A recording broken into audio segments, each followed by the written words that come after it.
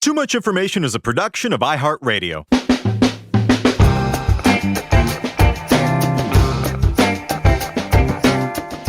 Hello, everyone, and welcome to Too Much Information, the show that brings you the secret histories and little-known facts behind your favorite movies, music, TV shows, and more.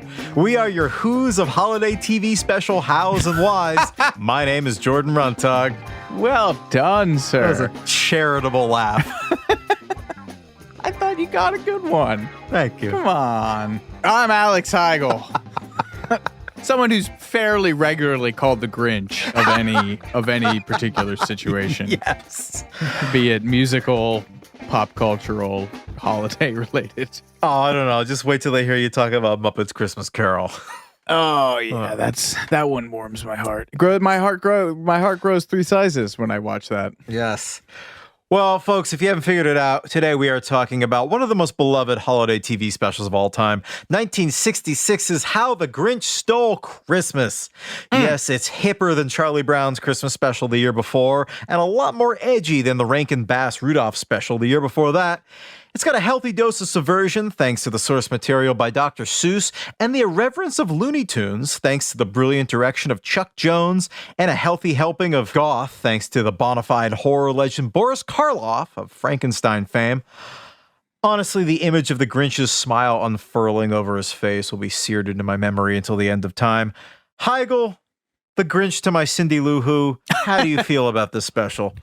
It's perfect. It's one of my absolute favorites. I mean, I love the image of him slithering around. Yeah, yes. Like, that's just some of my favorite animation. The song is so... I think I love the song more than anything else. But, man, yeah, this is just perfect. It's a rare and perfect thing. Well, let's dive in from the truly devastating personal story that inspired the source material to the crappy car rental that inspired the Grinch's color. The surprising influence of World War II, and the little-known sequel specials. Here's everything you didn't know about Dr. Seuss's How the Grinch Stole Christmas.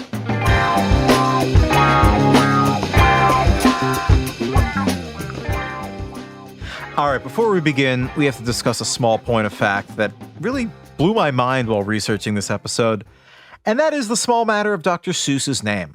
Apparently, we've all been saying it wrong our entire lives. No. Yes. Theodore Ted Geisel started using the name popularly known as Dr. Seuss while in college at Dartmouth, where he worked on the school's humor magazine, the Dartmouth Jack-O-Lantern. And during his enrollment, he and 9 of his friends were busted in his dorm room for drinking gin. Remember, this is during Prohibition when alcohol was illegal, so the dean forced Ted Geisel to resign from all of his extracurricular activities in punishment. So to continue to work on the magazine, he started using pen names, one of which was the famous one we know today. Seuss was his mother's maiden name, as well as his own middle name, but it was apparently pronounced Seuss, as in rhymes with voice. And one of his fellow contributors at the Jack-O-Lantern later shared this helpful little Seuss-like limerick. You're wrong as the deuce, and you shouldn't rejoice. If you're calling him Seuss, he pronounces it Seuss. And I guess he reportedly switched. Did you know this? No, I have no idea. I did not know this. He reportedly switched to the anglicized pronunciation, Seuss, because it, quote, evoked a figure advantageous for an author of children's books to be associated with, Mother Goose. And he added the doctor, I love this, to his pen name because his father had always wanted him to practice medicine.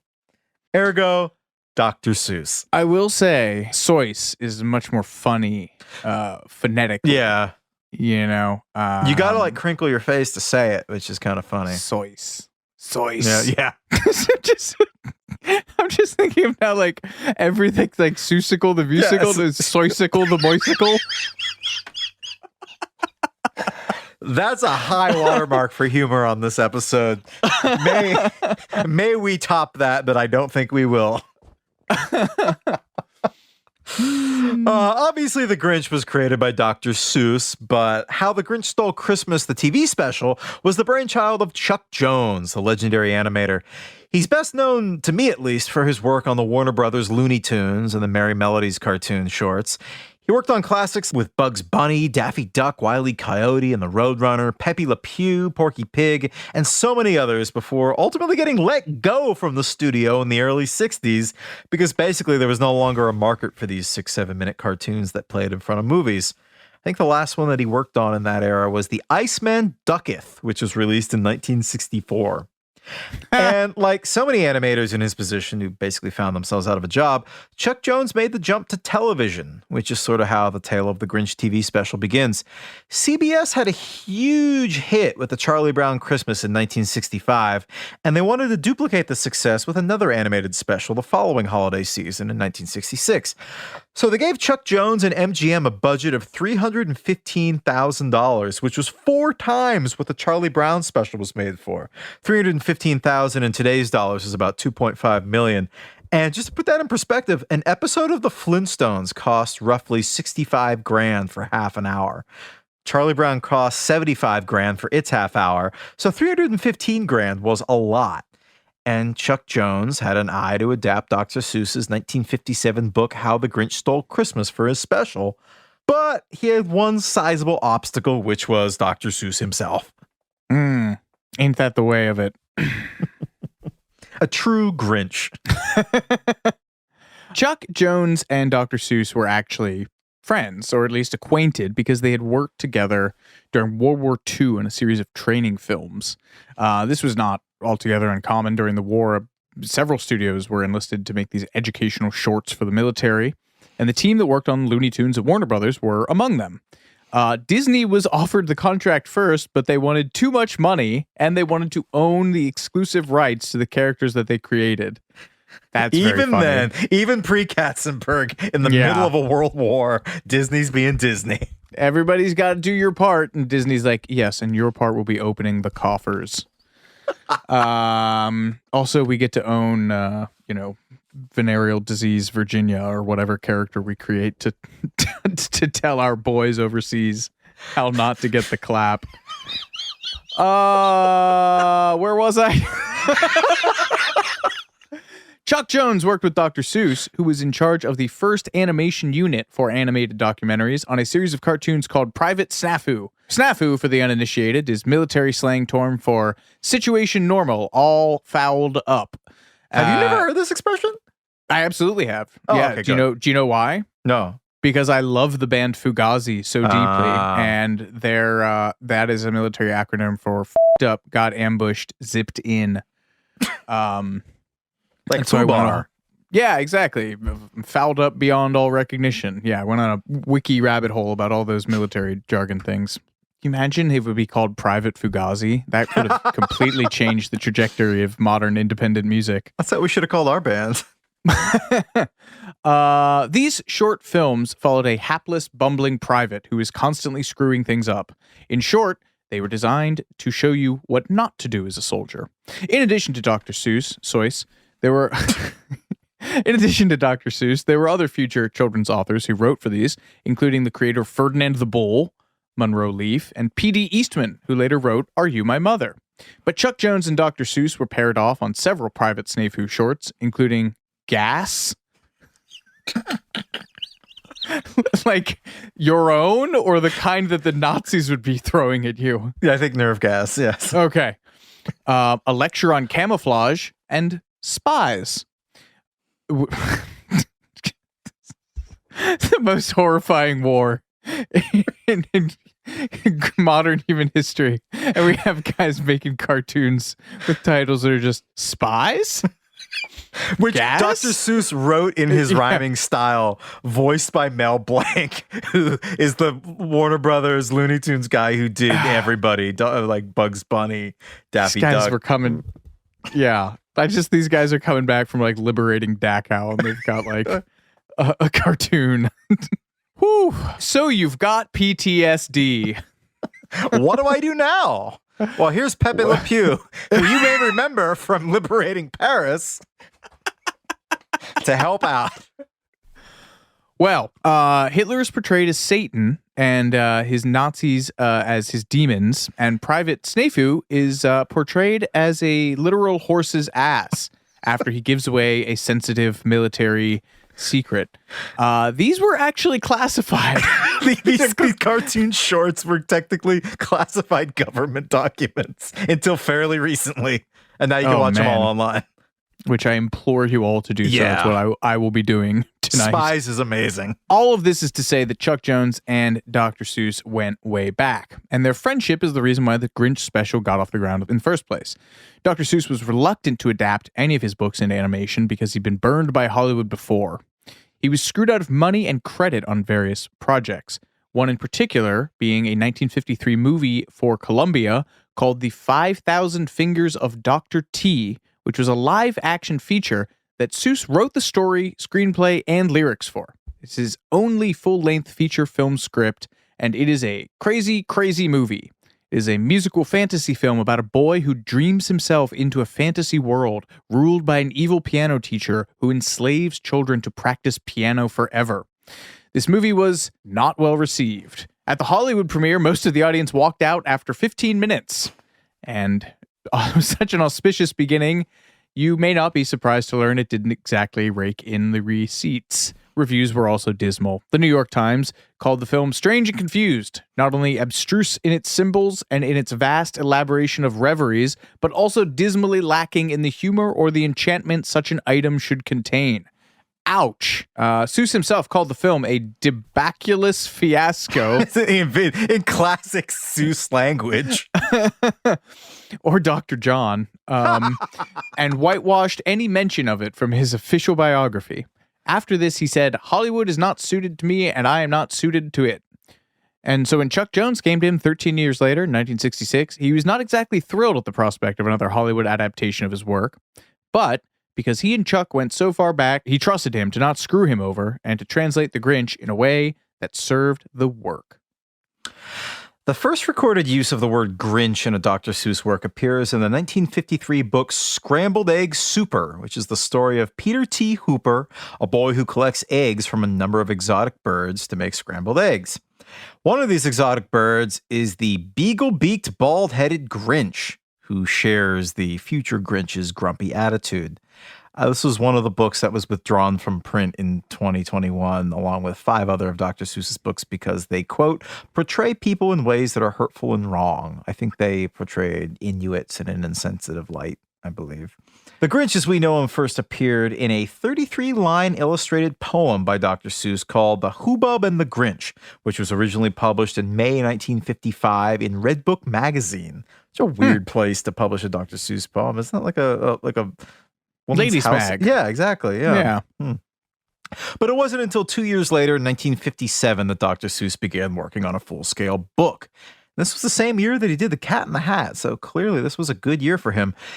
He worked quickly and finished it in just a few weeks, and according to his biographers, it was the easiest book of his career to write, except for the ending.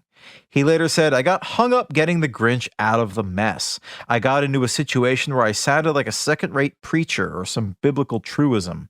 Finally, in desperation, without making any statement whatsoever, I showed the Grinch and the Who's together at the table and made a pun of the Grinch carving the roast beast.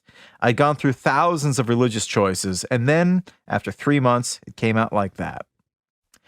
And now Dr. Seuss got significant help from his wife, Helen, who acted as an unofficial editor, much as she'd done for his previous books. And she seems like a really cool lady. She was the founder of the Beginner Books publishing imprint that published a lot of Dr. Seuss's books, in addition to a lot of other famous kids' books. Now, Helen had been in poor health for many years, and she'd actually suffered a small stroke a few months before he wrote The Grinch, and Dr. Seuss claimed that the inspiration for the character was his wife's health problems, in addition to the dismay that he felt over the commercialization of Christmas. He said that all this made him feel very Grinch-ish as he looked in the mirror one year on December 26th. Helen's story is depressing, deeply depressing. The Christmas the Grinch special premiered in 1966 was her last. She died by suicide in 1967 after taking an overdose of barbiturates. And it's believed to have been a result of the health problems that had plagued her for over a decade. She wrote in her suicide note to her husband, Dr. Seuss, Dear Ted, what has happened to us? I don't know. I feel myself in a spiral going down, down, down into a black hole from which there's no escape, no brightness. And loud in my ears from every side I hear failure, failure, failure. I love you so much. I'm too old and enmeshed in everything you do and are that I cannot conceive of life without you. My going will leave quite a rumor, but you can say I was overworked and overwrought. Your reputation with your friends and fans will not be harmed. Sometimes think of the fun we had all through the years. And Seuss later said of his reaction to her death, I didn't know whether to kill myself, burn down the house, or just go away and get lost. His niece Peggy would later comment, whatever Helen did, she did it out of absolute love for Ted. And his secretary would echo the sentiment, calling her death, quote, her last and greatest gift to him. That's one reading of the situation, at least. There are also rumors that Seuss's wife took her own life out of despair when she learned that he was having an affair with their neighbor, Audrey Dimmond. Seuss married her 8 months after his wife's death in June 1968, and Audrey stayed with Seuss until his death in 1991. And she frequently drove a Cadillac with Grinch as the license plate, which she referred to as the Grinchmobile. Bringing it all full circle, though we're all a little sadder now, aren't we? Merry Christmas, everyone. It's interesting to me that Grinchmobile was apparently Dr. Seuss's car that he had for many years. It's interesting, of all the characters that he's created, that was the one that he put on a vanity plate and put on his car. So clearly he felt some kind of deep connection with it on some level. I think I read somewhere, maybe I say this later on, that I think it was his daughter said that on his good days, Dr. Seuss was the cat from The Cat in the Hat. On his bad days, he was the Grinch, both of which were written in the same year, 1957. Jesus. That was right. I gotta take a minute. I can't believe I made it through. We're going to take a quick break, but we'll be right back with more Too Much Information in just a moment.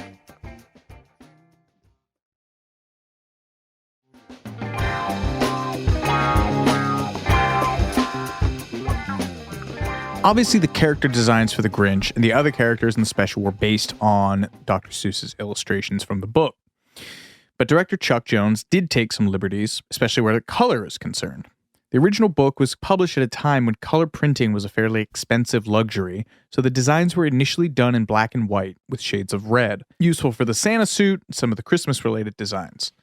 But in the book, the Grinch has no color except for his terrifying pink eyes. And Chuck Jones was the one who changed him to his signature green color with Dr. Seuss's blessing. This was a hue supposedly chosen by Jones because of his experiences renting cars to drive out to visit the Seuss home in La Jolla? La Jolla. The only reason I know that is I think it's in the Big Lebowski. I would say Surfing USA. It's in the speech that Walter. When they're doing the ashes, yeah. Yeah. He loved to surf the beaches of California from Ventura to La Jolla. Cut that. He was supposedly always given cars that were a sickly green color. I wonder if they had a note on his account. It's that weird guy, give him a green car. But Chuck Jones really put a lot of himself into the character in a very literal way. The Grinch's face, especially when he grins, looks uncannily like Jones. They have these rounded chins and sort of cherubic, chubby cheeks and eyelashes. And when Seuss saw the initial drawing of the Grinch, he told Jones, "That doesn't look like the Grinch, that looks like you." Jones's response, according to TNT's How the Grinch Stole Christmas special, well, it happens. This is hilarious to me because Chuck Jones was not known for being especially friendly, but he had one bright spot during the making of this special. While working on The Grinch, he met his future second wife, Marion Dern, who came to interview Dr. Seuss for TV Guide. Oh. Yeah. Well, having the look of the Grinch in place, they had to have the sound. And of course, the narrator and the Grinch himself was voiced by Boris Karloff, British actor and best known for his role in the Universal Studios pictures. He's obviously the wellspring from which all depictions of Frankenstein draw. Frankenstein's monster. This is not an original joke, but It's actually only Frankenstein's monster if it's been bottled in the Frankenstein region of France. Otherwise, it's actually just Frankenstein's sparkling wine.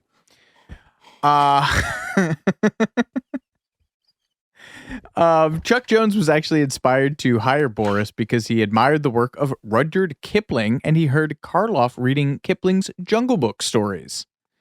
Dr. Seuss dragged his feet on casting Boris Karloff because he was afraid it would make the Grinch too scary.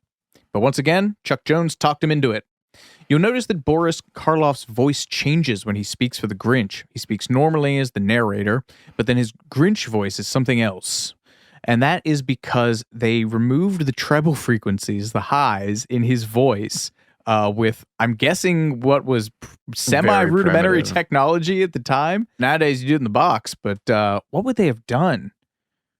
Probably just rolled off all the high treble frequencies as they were re-recording it. That's wild. Yeah. Can you do a Grinch? No, I don't want to. All my Karloffs are from Monster Mash. Yeah, that's true. I was working in the lab. Yeah, that's wild. I want to learn how they did that. I know. I couldn't find my audio nerd thing is buzzing. Well, something a lot cuter than audio specs to provide the voice. How dare you? Sorry. To provide the voice of the adorable Cindy Lou Who, producers tapped the veteran vocal actress June Foray, perhaps most famous at the time as the voice of Rocky from Rocky and Bullwinkle, which sort of bears traces of Cindy Lou Who, or vice versa. She also did Natasha of Boris and Natasha fame from Rocky and Bullwinkle, which does not sound like Cindy Lou Who at all. It's just to give some sense of her incredible range. June Foray was a legend. Chuck Jones was quoted as saying, June Foray is not the female Mel Blanc, aka the man of 1,000 voices. Mel Blanc is the male June Foray. Yeah. Incredible props there, yeah. After starting out in radio, she began her career in Disney, playing the role of Lucifer the Cat in Cinderella. And she returned to Disney in the 90s to play the role of Mulan's grandmother, which rules, if not being the most culturally sensitive choice. She joined up... She joined up with the Looney Tunes crew and voiced a boatload of women, including Tweety Birg's Granny and Witch Hazel. She reportedly did these voices through to the 2010s before her death.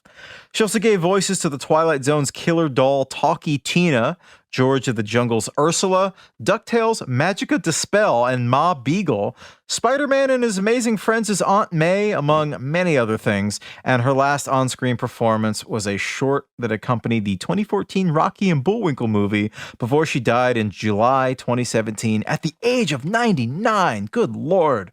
What a life well lived. And then, oh, you got to take this. I know he's your boy. You got to... Heigl, tell us about Thurl Ravenscroft. Thurl Ravenscroft. He provides the singing voice for the Grinch. The deathless, "You're a mean one, Mr. Grinch." 3 octaves lower. Yeah. Mm-hmm. I want to listen to that. Can we punch that in? How much of that can we punch in? 8 seconds. What's the 8 seconds that we get? Whenever he says "rotter." Oh yeah. I love how you agree with me exactly. I can't articulate why that's the choice, but that feels like the obvious choice. You're a rotter, Mr. Grinch. You're the king of the sinful socks. You're a mean one, Mr. Grinch. You really are a heel. It's also my Tennessee Ernie Ford impression. My beloved wife has put up with me just wandering around the house going, "Oh, Shenandoah."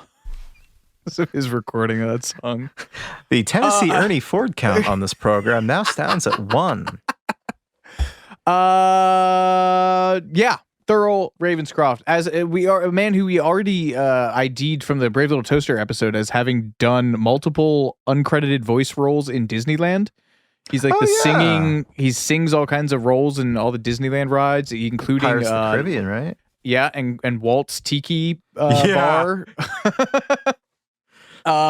He was perhaps most famous at the time as the voice of Tony the Tiger in the Kellogg's Frosted Flakes commercials and as Kirby the Vacuum in Brave Little Toaster. But he did not receive an on-screen credit for his singing in the movie. Dr. Seuss felt so bad about this after the fact, he sent a letter to every major columnist in America identifying Ravenscroft as the singer on You're a Mean One, Mr. Grinch.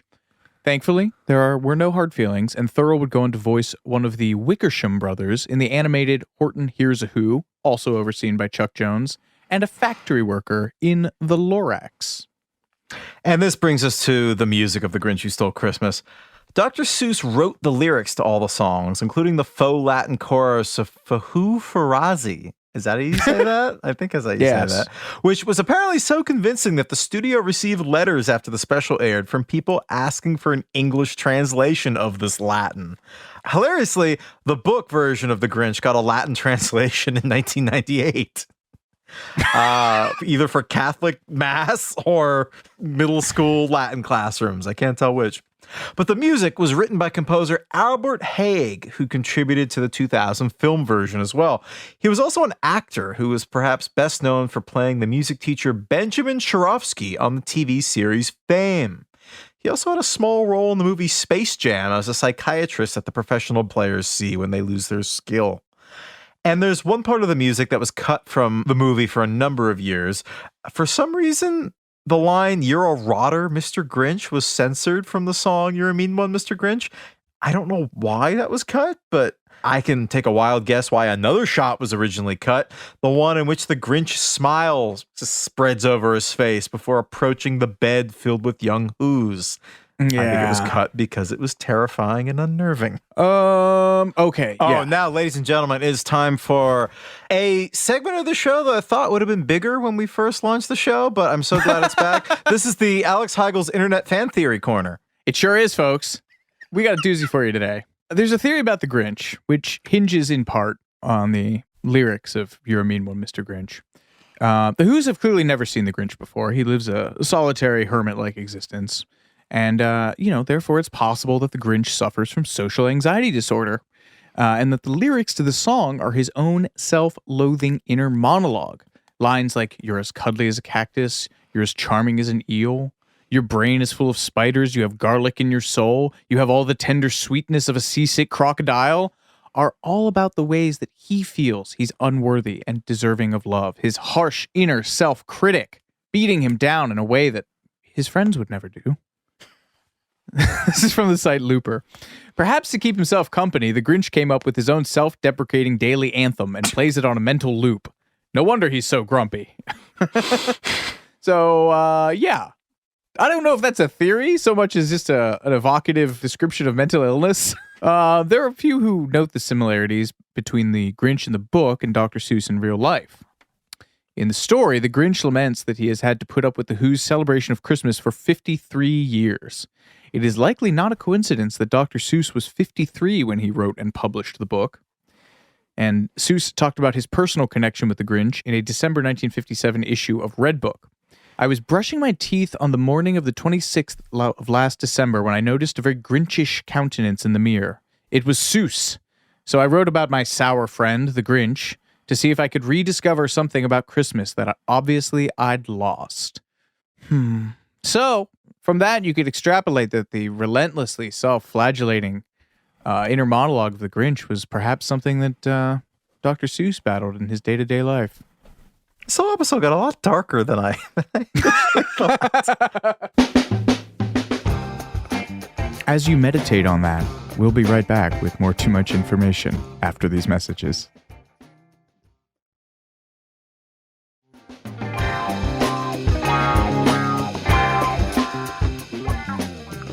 Enter. This is what we need when things get a little too dark. Bring a cartoon dog. That's what we need. Chuck Jones, the director of this animated special, had his work cut out for him because the book version of The Grinch only takes about 12 minutes to read out loud, which is far less than necessary for a half-hour special.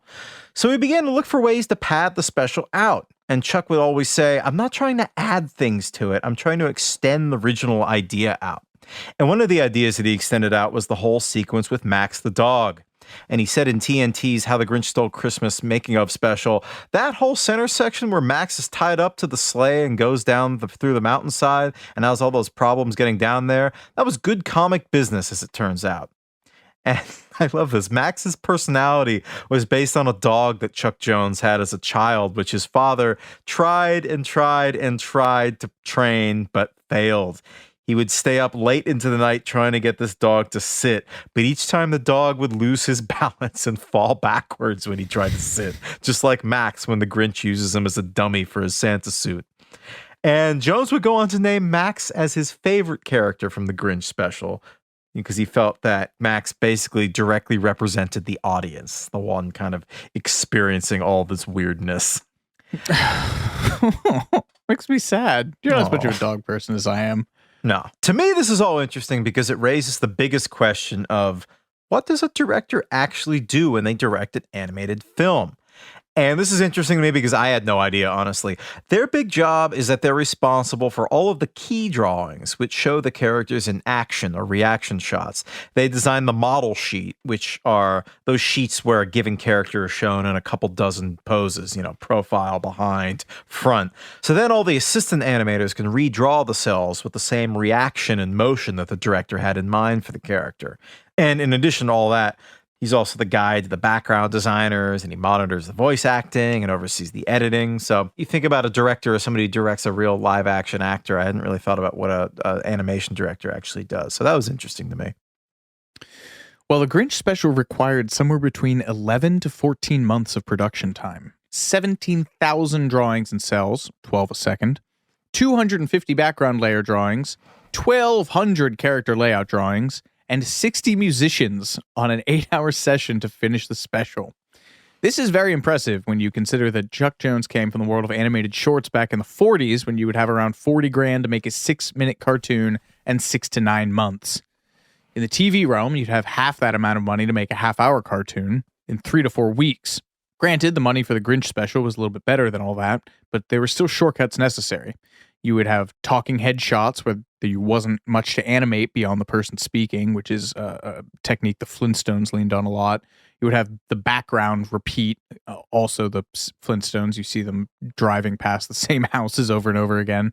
And you have similar character designs that are spread across the cast. And when you see scenes when the Grinch is stealing the presents with the bags flying out of the chimneys, it is the same shot over and over again. And speaking of the budget, every one of these cartoon specials needs a sponsor. Charlie Brown Christmas was sponsored by Coke, for example. But How the Grinch Stole Christmas was struggling to find a sponsor. Chuck Jones pitched the story to more than 24 potentials, breakfast foods, candy companies, and the like, all without any luck. Probably the fact that the film is based around a relentlessly anti-consumerist, anti-commercial message probably turned some people off. They should have got Frosted Flakes to sponsor it. They had they had the thorough synergy. Running out of options, he somehow found a taker in the Foundation for Commercial Banks, which represented the country's 14,000 national banks. And he admitted to being surprised given, the entire message of the film. He said, I thought that was very odd because one of the great lines in there that the Grinch says is, perhaps Christmas doesn't come from a store. I never thought of a banker endorsing that kind of a line, but they overlooked it, so we went ahead and made the picture. In our lost media portion of our program, did you know that there were originally bumpers on each side of the commercials that shouted out the Federation for Commercial Banks? Missing for decades until they surfaced in 2021. Around the 55th anniversary of the special, you can view them on YouTube if you are the kind of person who wants to go see short animated clips saying, we'll return with more How the Grinch Stole Christmas, presented by the Federation for Commercial Banks. Lost media is very interesting to me. Yeah, for sure. How the Grinch Stole Christmas premiered on CBS on December 18th, 1966 and became an instant classic. To this day, the special holds 100% on Rotten Tomatoes, which is significantly better than A Muppet's Christmas Carol, which surprises me. The description on Rotten Tomatoes reads, How the Grinch Stole Christmas brings an impressive array of talent to bear on an adaptation that honors a classic holiday story and has rightly become a Yuletide tradition of its own. The soundtrack won a Grammy for Best Recording for Children, which was specifically given to Boris Karloff, to which I say, justice for Thurl Ravenscroft. How the Grinch Stole Christmas was popular enough to warrant a sequel, albeit over a decade later in 1977. Airing in October on ABC, Halloween is Grinch Night told the tale of the Grinch, who apparently learned nothing, or came to believe that being good was only a once-a-year thing. He came down to haunt the Who's on Halloween. And though nowhere near as successful as the original Christmas incarnation, it won an Emmy, which Dr. Seuss accepted with the following rhyming speech. In our studio out in Van Nuys, there are so many great gals and great guys. If I thanked them all, we'd be here until fall, and I don't think that would be wise. Man, had a way with words. He loved his damn He rhymes. loves his rhymes, yeah. That's an item I would love to buy, Dr. Seuss's rhyming dictionary. I'd go in my collection. It's just got a bunch of slurs written in.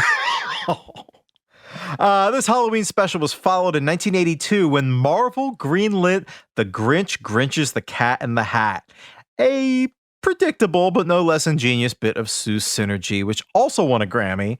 And then, of course, we all know the other films. In 2000, Ron Howard directed a live-action version of How the Grinch Stole Christmas with Jim Carrey in the lead role. When I was a little boy, I watched them film scenes from that on the Universal backlot, and I got to take some Christmas lights from the set and some fake snow made from cotton that are in my my collection of special things, to which I hope to include Dr. Seuss's rhyming dictionary someday. And then in 2018, The Grinch returned to the big screen once again, Chucky style, with another animated film starring Benedict Cumberbatch as the voice of the Grinch. I haven't seen it. Have you? No. Will you? No. Just leave it alone. Leave everything alone. I thought you were talking to me. No. Just leave it alone. But there are at least two people who don't like the Grinch, and their names are Dave and Bob Grinch.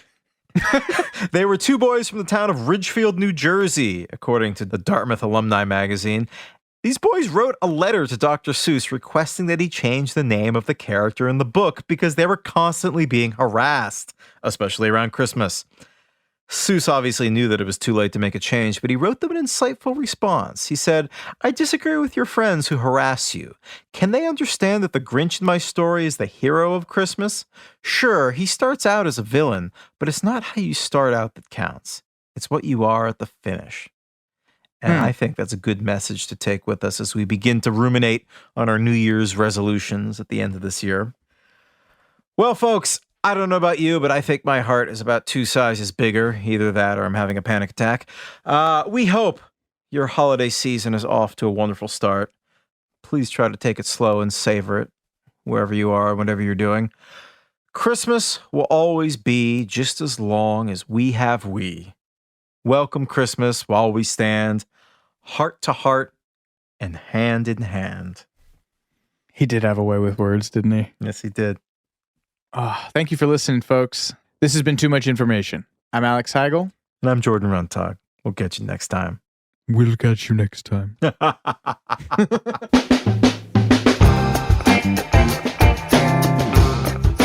Too Much Information was a production of iHeartRadio. The show's executive producers are Noel Brown and Jordan Runtagh. The show's supervising producer is Michael Alder June. The show was researched, written, and hosted by Jordan Runtagh and Alex Heigl. With original music by Seth Applebaum and the Ghost Funk Orchestra. If you like what you heard, please subscribe and leave us a review. For more podcasts on iHeartRadio, visit the iHeartRadio app, Apple Podcasts, or wherever you listen to your favorite shows.